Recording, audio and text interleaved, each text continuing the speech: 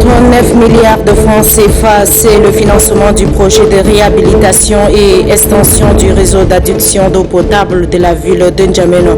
La signature de la convention a été signée aujourd'hui entre l'Agence française de développement et le ministère de l'Environnement et de l'eau. 9e édition du festival Samha Fashion. Le coup d'envoi a été donné hier ici à N'Djamena. Un défilé de mode a été organisé à cette occasion. Et puis le Tchad que nous voulons, tel est le thème du message de la conférence épiscopale des évêques du Tchad. Au terme des travaux, une conférence de presse a été organisée. Vous aurez les détails dans un instant. C'est tout pour le sommaire. Mesdames et messieurs, bonsoir et merci de nous recevoir chez vous. Cette information en images avant de poursuivre l'édition. Le président de la République, Idriss Déby Itno, a regagné N'Djamena ce midi. Il rentre d'Assouan en Égypte où il a participé au Forum pour la paix et le développement durable. Le chef de l'État était accueilli au bas de la passerelle par le ministre secrétaire général adjoint de la présidence de la République, Hissène Brahim Taha, quelques membres du gouvernement, ceux du cabinet de la présidence et le maire de la ville de N'Djamena étaient également de l'accueil à l'aéroport international Hassan Diabonso, fait à N'Djamena le 13 décembre 2019. Je le disais hier soir à Assouan, en Égypte, du Forum sur la paix et le développement durable. Les travaux qui ont vu la présence du chef de l'État Idriss Déby Itno ont duré 2 jours. Au terme des travaux, les participants ont fait un certain nombre de recommandations, parmi lesquelles ils appellent à une synergie d'action pour vaincre l'adversité. Les précisions avec Dabay Oumar Soni. Le Forum d'Assouan pour la paix et le développement durable s'achève avec la participation d'un certain nombre de chefs d'État africains, ministres, politiciens, diplomates et hommes d'affaires. Pendant 2 jours, des discussions sérieuses et franches se sont déroulées sur les défis et opportunités du continent noir. La cérémonie de clôture a vu la participation de plusieurs dirigeants africains. Le chef de l'État Idriss Déby Itno a également marqué de sa présence cette cérémonie. Lors de son discours de clôture du forum, le président égyptien Abdel Fattah al-Sisi a exprimé ses remerciements et sa reconnaissance pour la participation active des différents acteurs au cours des travaux. Il a salué la volonté des participants de formuler des recommandations et des propositions de mesures qui s'attaquent aux racines des crises qui affectent les pays du continent. Les recommandations formulées par le forum se sont concrétisées dans la déclaration d'Assouan pour la paix et le développement durable. Les conclusions de ce forum ont révélé l'importance de la coopération pour la prévention des conflits, la reconstruction, le développement, l'autonomisation des femmes et la gouvernance. Revenons ici au pays, plus précisément ici à N'Djamena où le ministère de la Santé publique, en partenariat avec l'UNICEF, a lancé officiellement hier à Moulkou, dans le département de Mayo-Bonny, une campagne de vaccination contre la rougeole. La campagne a été lancée en présence du ministre de la Santé publique. Reportage Warsho Abani. C'est parti. La campagne de vaccination contre la rougeole dans la province du Mayo-Kébi-Est est lancée. C'est une initiative du ministère de la Santé publique en partenariat avec l'UNICEF. Objectif, rendre saine la santé des enfants âgés de 6 à 9 ans par la vaccination contre la rougeole, une maladie caractérisée par une éruption des taches rouges sur la peau. Pour le ministre de la Santé publique, professeur Mahmoud Khayal, la rougeole reste une priorité majeure du gouvernement.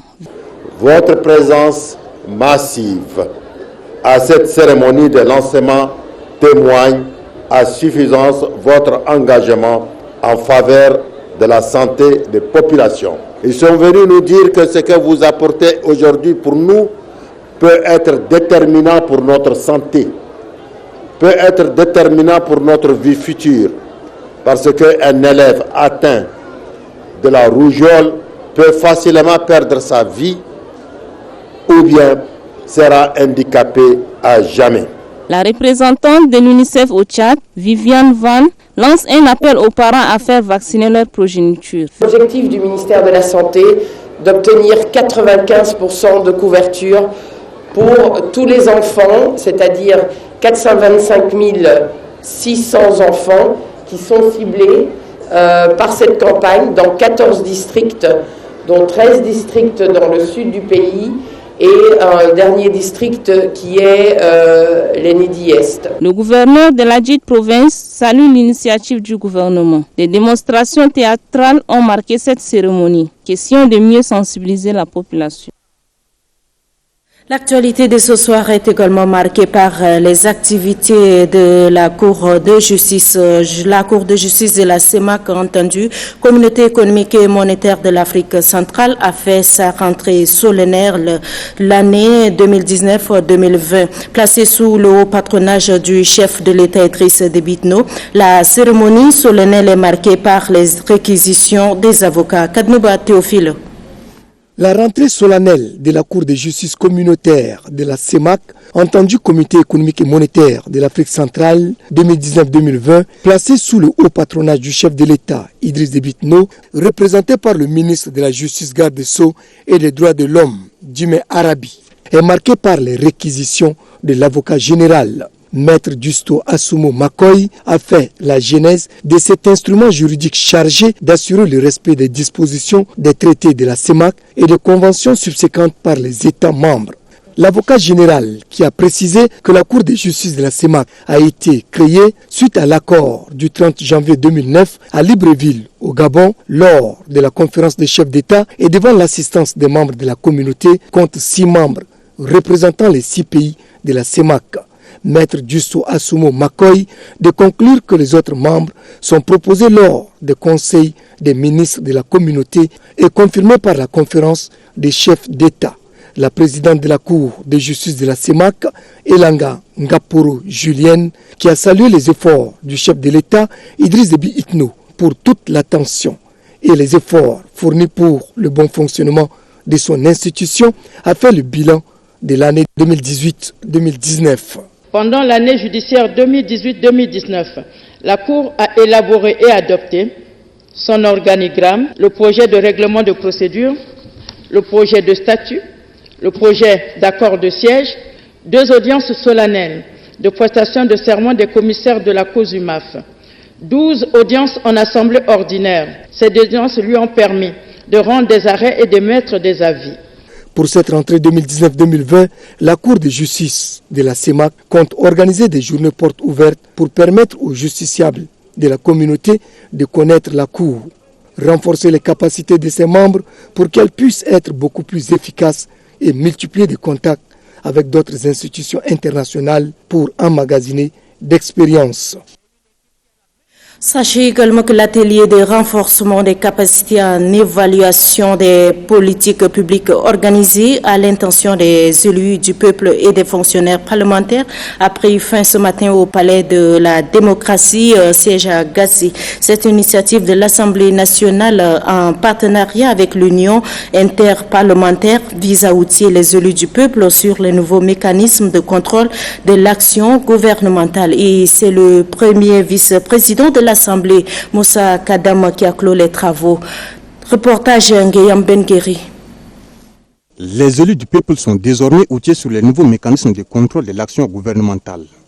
C'est à travers cet atelier de renforcement des capacités en évaluation des politiques publiques dont sa mise en œuvre leur permet de mieux réviser le règlement intérieur de l'Assemblée nationale et d'introduire un nouveau chapitre consacré à cette nouvelle stratégie. Pour une meilleure application, ce nouvel instrument de contrôle doit être assimilé et maîtrisé sur le terrain, compte tenu des multiples techniques et méthodes pour garantir et renforcer son efficacité ainsi que son opérationnalisation. Ce deuxième atelier, nous l'avons voulu pour l'évaluation des politiques publiques. La Constitution que nous avons adoptée le 30 avril 2018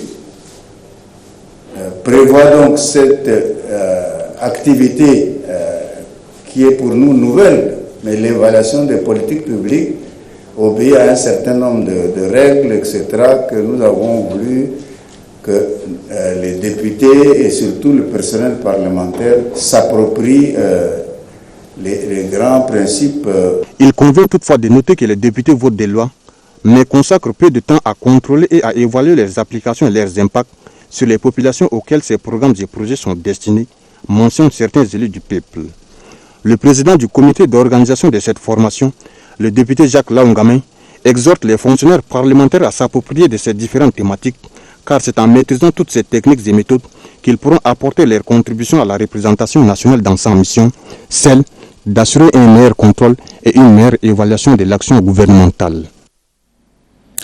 Et puis l'université Roi Faisal de concert avec le Centre de recherche sur l'histoire, l'art et la culture islamique organise depuis ce matin également dans un hôtel de la place une conférence internationale. Cette conférence est placée sous le thème « La civilisation islamique en Afrique centrale ». Objectif, promouvoir davantage la culture islamique. C'est le ministre de l'Enseignement supérieur, de la Recherche et de l'Innovation, Oudengar David, qui a présidé la cérémonie.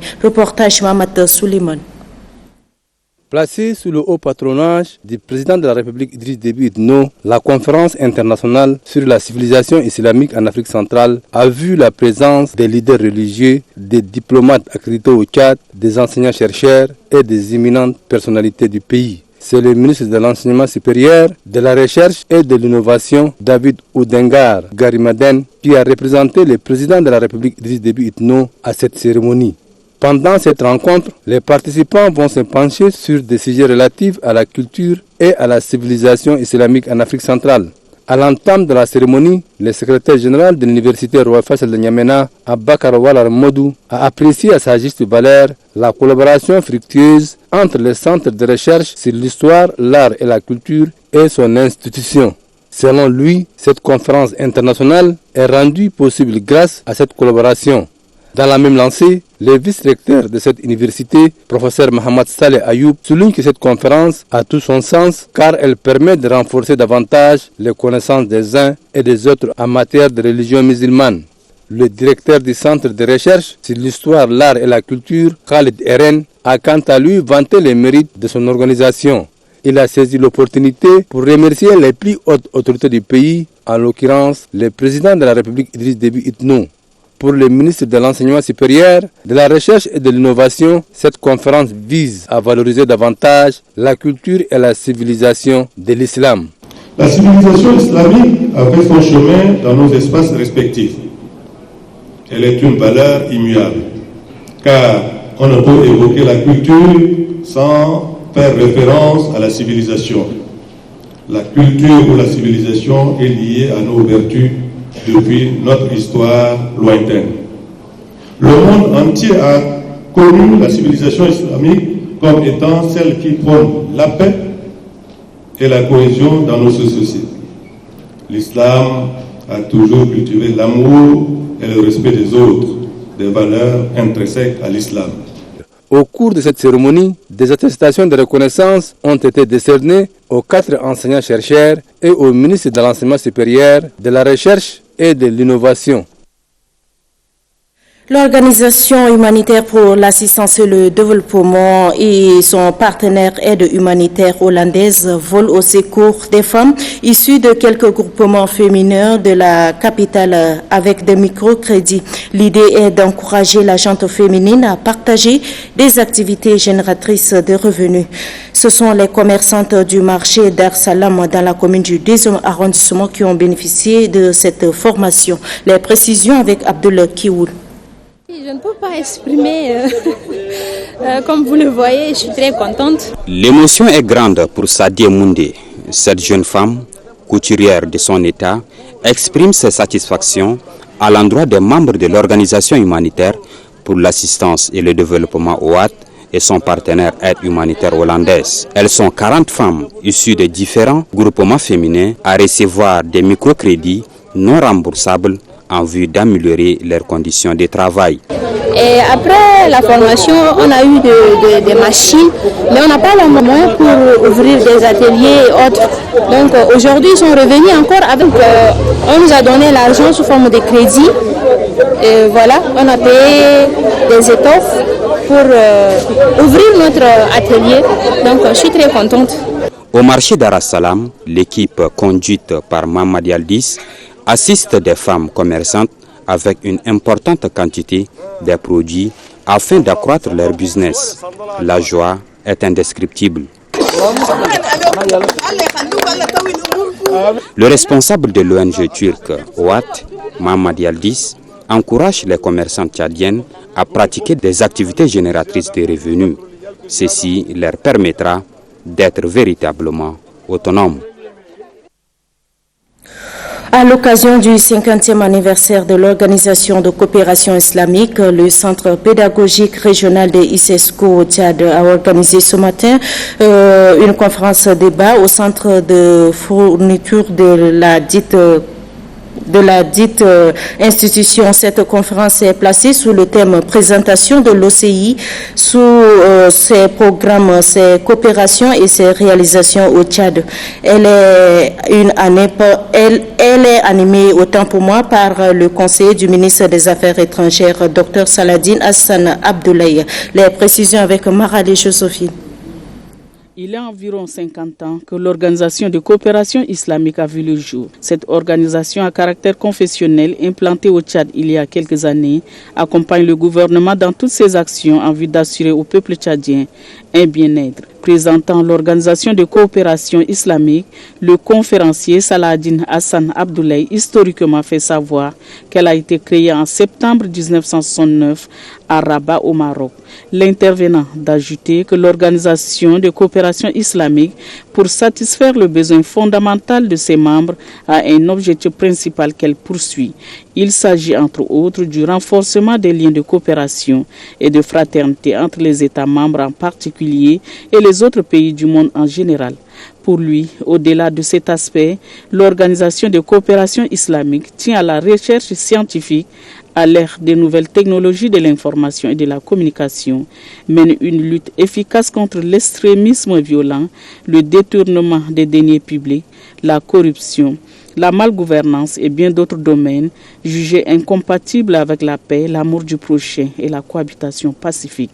Par rapport à la réalisation de l'Organisation de coopération islamique au Tchad, le conseiller au ministère des Affaires étrangères, Saladin Hassan Abdoulaye, estime que le bilan est positif, eu égard à l'implantation de la Banque islamique de développement visant à diversifier l'économie et les activités commerciales dans l'espace OCI. Saladin Hassan Abdoulaye de saluer aussi les actions de l'ISESCO qui intervient dans le social et le renforcement des capacités des enseignants bilingues au Tchad. Le conseiller d'expliquer qu'en dehors de la mission assignée à la BID, celle-ci octroie également des microcrédits aux éleveurs et aux agriculteurs, de quoi élargir leur champ d'action.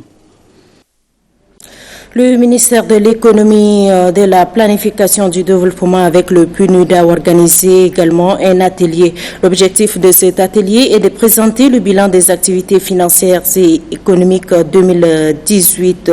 Les précisions avec Foumaïda Dramon Josiano. Au menu de ces échanges, la présentation du bilan financier 2018. Il permet aux participants de relever les actions menées avec un accent particulier sur les obstacles constatés durant l'exercice 2018. À cela s'ajoutent les perspectives des actions à concrétiser pour les années suivantes. Pour Aboubakar Adam Ibrahim, directeur des services de l'économie, cet atelier vient renforcer les cadres de concrétisation dans le système de l'économie. Selon Mounira Bissiré, responsable du programme des jeunes femmes leaders au PNUD, son institution apporte un appui soutenu à l'économie. Le Tchad s'est engagé dans un processus de réforme globale de la structure générale de son économie et à cet effet, il y a un besoin manifeste d'informations économiques fiables, souligne la directrice adjointe du ministère de l'économie, de la planification et du développement. Le gouvernement a engagé la réforme de l'appareil statistique, met en place une stratégie de communication et de déploiement efficace afin d'atteindre le grand public. L'objectif poursuivi par le gouvernement est une transformation structurelle, continue, inclusive et durable sur fond d'une économie nationale compétitive et diversifiée, donc résiliente. Dans la vision de refondatrice du gouvernement, un plan de développement industriel et de diversification est en cours d'élaboration par le ministère de l'économie, de la planification du développement, conjointement avec la Commission économique pour l'Afrique. L'ambassade de la République du Qatar au Tchad célèbre par anticipation son anniversaire. La cérémonie a été célébrée ce matin ici à N'Djamena et a vu la participation d'éminentes personnalités. Reportage à Matanga Rasta. C'est chaque année que la République du Qatar célèbre l'anniversaire de la journée nationale. Ce 18 décembre 1878 marque la naissance de la République du Qatar sous la conduite de Cheikh Yassine Ben Mohammed Ben Thani. Il a conduit son peuple vers un État moderne et de droit. Cette commémoration est une opportunité pour la colonie de ce pays au Tchad de se rappeler des étapes historiques, mais aussi de relever les progrès réalisés par l'État du Qatar. L'ambassade de la République du Qatar au Tchad célèbre cette journée par anticipation. La cérémonie a vu la présence des membres du gouvernement, des conseillers du chef de l'État, des diplomates accrédités au Tchad, des leaders religieux et bien d'autres. La partie tchadienne est représentée par la directrice générale du ministère des Affaires étrangères, de l'intégration africaine, de la coopération internationale et de la diaspora.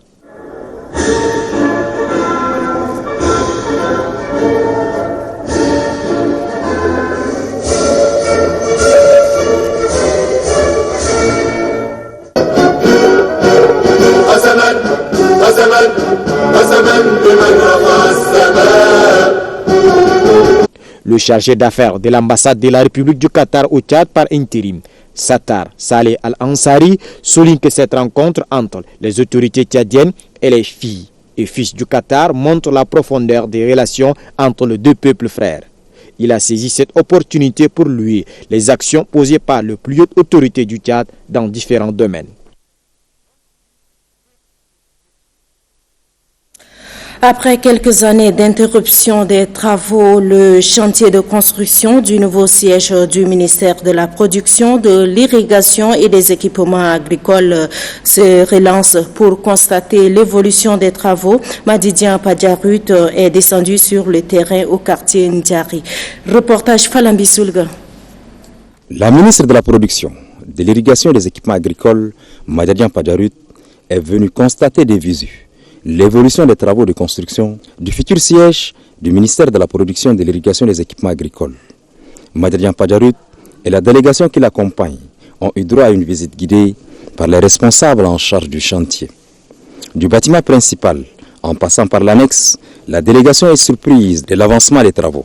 Nous avons bien voulu visiter l'édifice parce que les travaux ont repris. Nous sommes venus voir à quel niveau l'entreprise a pu avancer les travaux et avec l'espoir d'un moment à l'autre d'abriter le bâtiment. L'entreprise nous l'exprime. Elle a une très bonne volonté de finir les travaux. Il est très avancé même sur ses propres moyens et nous sommes sûrs que l'accompagnement va être assuré pour nous permettre d'ici là d'avoir un bâtiment fini. Les responsables de la Société africaine de construction des infrastructures rassurent la ministre que d'ici mai prochain, ce joyau architectural sera réceptionné. Le nouveau siège du ministère de la Production, de l'Irrigation et des Équipements agricoles comprendra un bâtiment principal de 4 niveaux avec 111 bureaux et d'un restaurant, d'un bâtiment annexe de 3 niveaux avec 71 bureaux ainsi qu'un restaurant. Je le disais en titre, signature d'une convention de financement du projet de réhabilitation et extension du projet d'adduction d'eau potable de la ville de N'Djamena entre l'Agence française de développement et le ministère de l'Environnement, de l'eau et de la pêche. Ce financement s'élève d'un coût de 45 millions d'euros, soit 39 milliards de francs CFA. C'est le ministre de l'économie et de la planification du développement, Issa Dourouin, qui a procédé à la signature de cette convention. Reportage Mariam Hassan Hissène. Permettre à toute la population tchadienne d'accéder à l'eau potable est la volonté affichée du gouvernement. Pour concrétiser ce vœu, le gouvernement et son partenaire, l'AFD, Agence française de développement, signent un accord d'un montant de 45 millions d'euros, soit 39 milliards de francs CFA. Cet accord consiste à réhabiliter et à rendre accessible le réseau d'adduction d'eau potable dans la ville de N'Djamena. Cette nouvelle contribution au secteur de l'eau se matérialise aujourd'hui par la signature d'une convention qui prévoit un financement de l'Union européenne de 15 millions d'euros pour la réhabilitation d'une partie du réseau d'adduction d'eau potable de la ville de N'Djamena. Notre contribution s'inscrit dans un partenariat avec l'AFD qui apportera également un financement équivalent de 15 millions d'euros et l'agence néerlandaise RVO qui coordonne le projet et finance à hauteur de 30 millions d'euros. Si l'AFD n'est plus à présenter ici au Tchad, RVO, qui a été mentionné par mon collègue néerlandais, donc une autre agence de coopération d'un autre État membre de l'Union européenne, s'engage par conséquent également aujourd'hui à nos côtés pour la première fois au Tchad et dans un projet de coopération extrêmement ambitieux. Ce projet s'inscrit en étroite ligne de la politique du gouvernement visant à renforcer le taux d'accès à l'eau potable au profit de toute la population tchadienne. De structuration des financements dans les secteurs parfois peu financés, tels que l'accès à l'eau. Je voudrais dire les secteurs sociaux, les services sociaux de base pour lesquels le gouvernement tchadien œuvre inlassablement, à la tête duquel le chef de l'État ne cesse de rappeler. Et il dit ceci: j'ai trois priorités. J'ai trois priorités, l'eau, l'eau et l'eau. Vous voyez bien que les trois priorités s'en trouvent en une seule, l'accès à l'eau potable. Il me reste aussi à inviter l'Union européenne, les Pays-Bas, dont je remercie la première contribution, et dans un des domaines les plus importants pour notre pays, et l'AFD, dont nous connaissons la qualité des interventions dans ces secteurs, a aussi, n'est-ce pas, augmenté ses financements, à couvrir aussi les zones rurales qui sont peu couvertes ou faiblement couvertes. Pour le ministre de l'Environnement, de l'Eau et de la Pêche, Brahim Mohamed Jamaladdin, cette action traduit la volonté manifeste du gouvernement de régler en un temps record l'épineuse question de la desserte en eau potable dans la ville de N'Djamena, source de la résurgence des maladies hydriques telles que le choléra, la typhoïde et les diarrhées. Dans le cadre de la commémoration de ces 60 ans d'existence, les responsables de l'ASEGNA se sont retrouvés autour d'un dîner. Rencontre rehaussée par la présence d'éminentes personnalités. Nédion Patricia.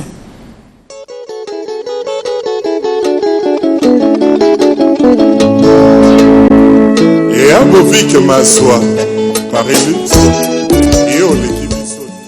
Le clou de cette célébration, qui est le 60e année d'existence de l'Agence pour la sécurité de la navigation aérienne en Afrique et Madagascar, ASEGNA. 60 années que les pères fondateurs, hommes visionnaires, avaient rêvé de ce qui est devenu ASEGNA aujourd'hui. Une agence de coopération qui a transcendé des décennies par la qualité du service fourni aux usagers de l'air. Pour le représentant de l'ASEGNA au Tchad, Brahim Guini Dadi, malgré des résultats positifs engrangés au cours de ces 60 années, cette célébration est aussi pour l'ASEGNA une étape d'introspection sur l'analyse de son parcours, la vision stratégique de ses orientations nouvelles et surtout la révélation de sa capacité d'adaptation aux nouvelles exigences des Africains. Ibrahim Guimi a insisté sur cet hommage mérité aux pionniers qui ont contribué de près ou de loin dans la vie de l'ASEGNA pendant 60 années.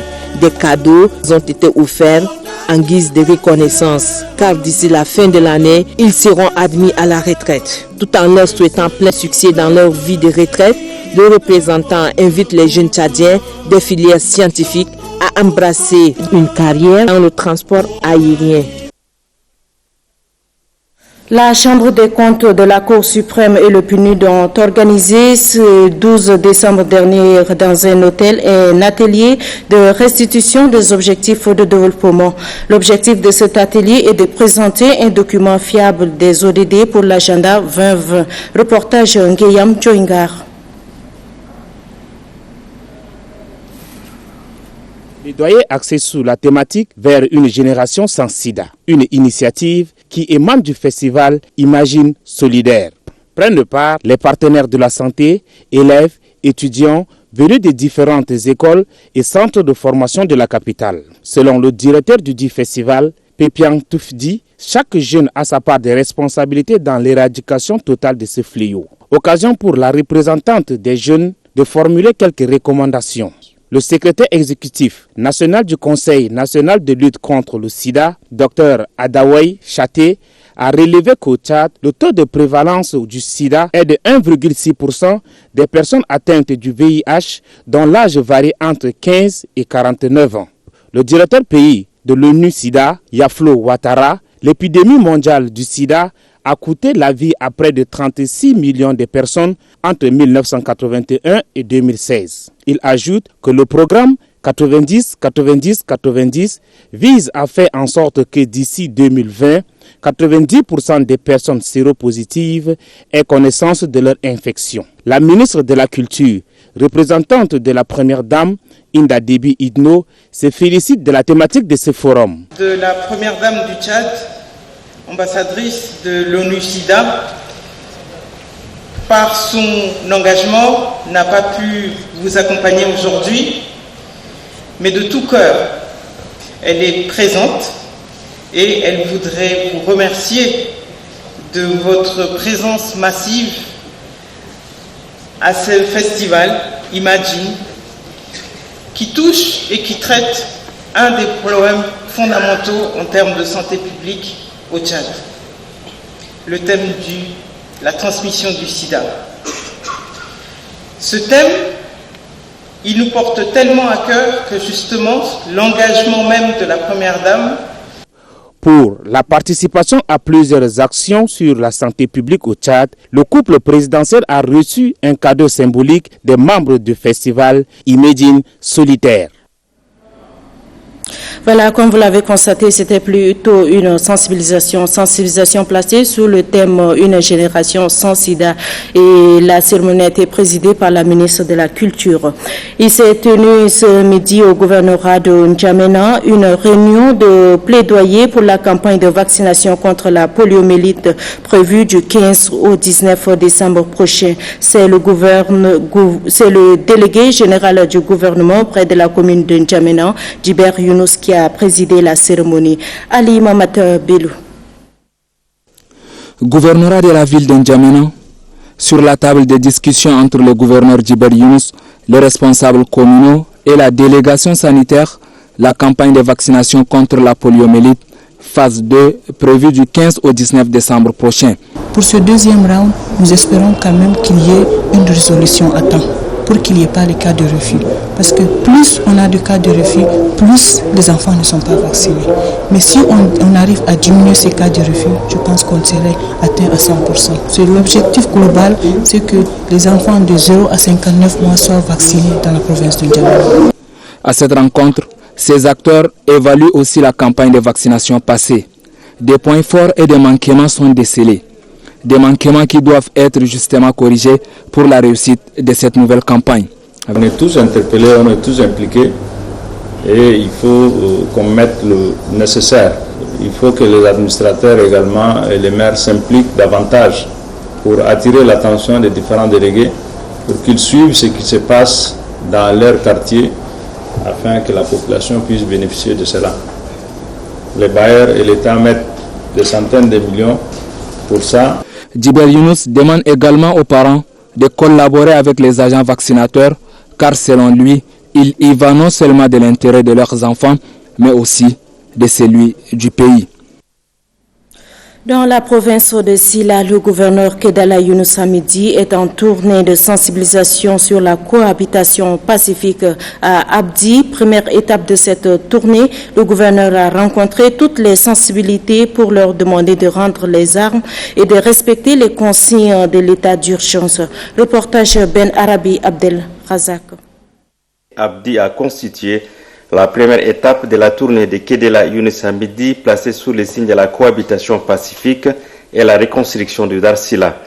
Sur les 1700 armes récupérées depuis l'instauration de l'état d'urgence, plus de 1000 ont été ramassées à Abdi, un geste qui montre la volonté de la population d'en découdre avec la haine, fait remarquer le gouverneur lors de son meeting. L'histoire retiendra que sur l'ensemble du territoire de la province de Sila, il y a un calme relatif. Aujourd'hui, depuis l'instauration de l'état d'urgence, grâce aux efforts de nos forces de défense et de sécurité, les conflits intercommunautaires ont cessé. Mobilisez-vous pour soutenir, comme par le passé, vos forces de défense et de sécurité pour récupérer les armes de guerre que détiennent encore des particuliers jusqu'à ce que la population soit complètement désarmée et que les frères ennemis se soient réconciliés. C'est à ce prix et à ce prix seulement nous aurons sauvé le Sénat. Le gouverneur a eu également une séance de travail avec les chefs de service, les chefs traditionnels et les responsables en charge de sécurité. Nous sommes en décembre et comme vous le savez, en cette période, le froid bat son plein. Le matin, la température affiche deux fois en deçà de 20 degrés. Les enfants qui partent à l'école à cette heure-là doivent s'habiller conformément au porter des habits adaptés au froid. Dans le reportage que Alima Matebelo a réalisé, vous allez le voir comment le froid de ce dernier temps a pris le dessus. Alima Matebelo, suivons. N'Djamena, 18 degrés. Ce matin, c'est un froid de canard. Il est 7 heures, c'est l'heure d'aller à l'école. Dans cette atmosphère empreinte de fraîcheur, regardez les tout petits. Ils arborent des habits légers. Simple tenue, ces enfants veulent défier la fraîcheur. Je suis habitué au froid, comme ça. Mais d'un jour, quand c'est trop frais, je prends des blousons et tout. Non, je sens pas moi. Parce que je suis habitué avec quoi. Parfois je porte, parfois je ne porte pas. N'ont-ils pas froid? Pas si sûr. En tout cas, les autres sont quand même en règle. Disons-le comme ça. Bien protégés du pied à la tête. Papa, maman, leur ont dit l'essentiel. Mais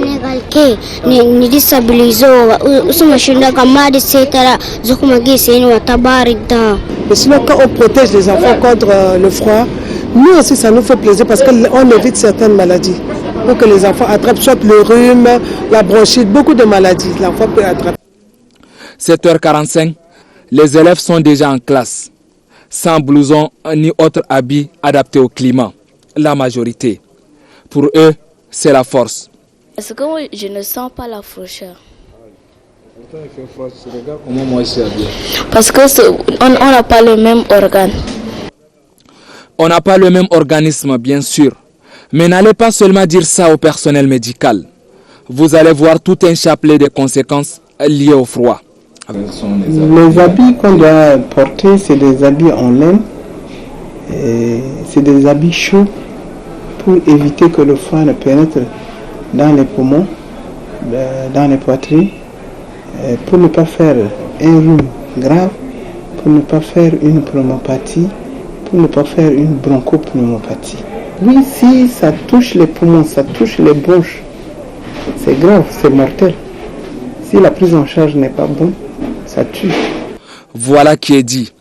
Avec le froid, pas d'amusement. C'est le conseil prodigué par le médecin.